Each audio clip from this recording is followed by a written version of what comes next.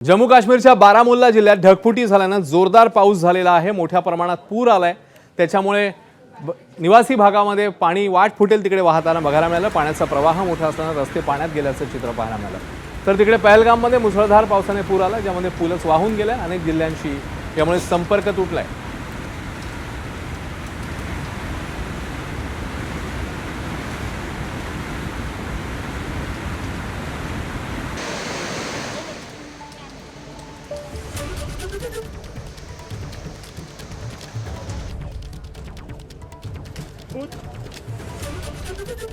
तर जम्मू काश्मीरच्या अनंतनाग जिल्ह्यातही तुफानी पाऊस बरसलाय। याच कारणास्तव लिद्दर नदीची पाणी पातळी वाढल्याचं चित्र पाहायला मिळालं।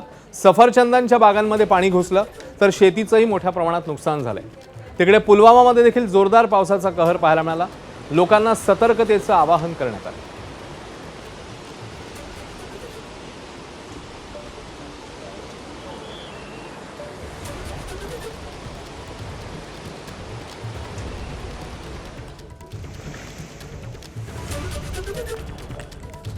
तर जम्मू काश्मीरच्या उधमपूरमध्ये मुसळधार पावसामुळे दरड कोसळल्याची घटना घडली। डोंगरावरून मोठमोठे दगड खाली येतानाची दृश्य समोर आली। रस्त्यावर आलेल्या ढिगाऱ्याने वाहतुकीवर याचा मोठा परिणाम पाहायला मिळाला।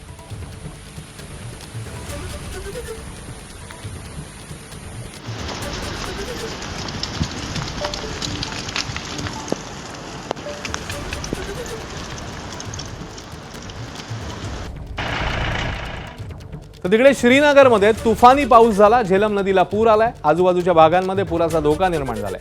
लोकांना सतर्कतेचं आवाहन करण्यात आलंय। तर चिनाब नदीचीही पाणी पातळी मुसळधार पावसामुळे वाढली आहे। अखनूर भागात ही नदी धोक्याच्या पातळीवरून वाहत असल्यानं प्रशासन अलर्ट मोडवर आहे। नागरिकांनाही सतर्क राहायला सांगण्यात आलं।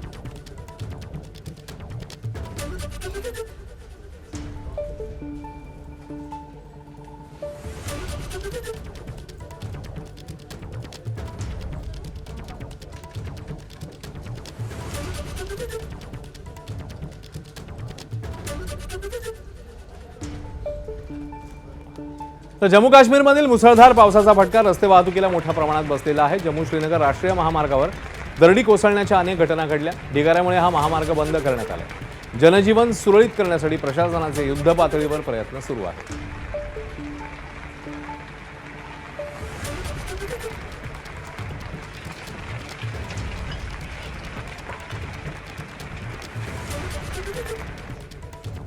तर कुपवाडा जिल्ह्यात मुसळधार पाऊस झाला। साधना रोडवर मोठमोठे दगड कोसळले। रस्ता बंद झाल्यानं वाहतुकीवर याचा मोठा परिणाम झाला।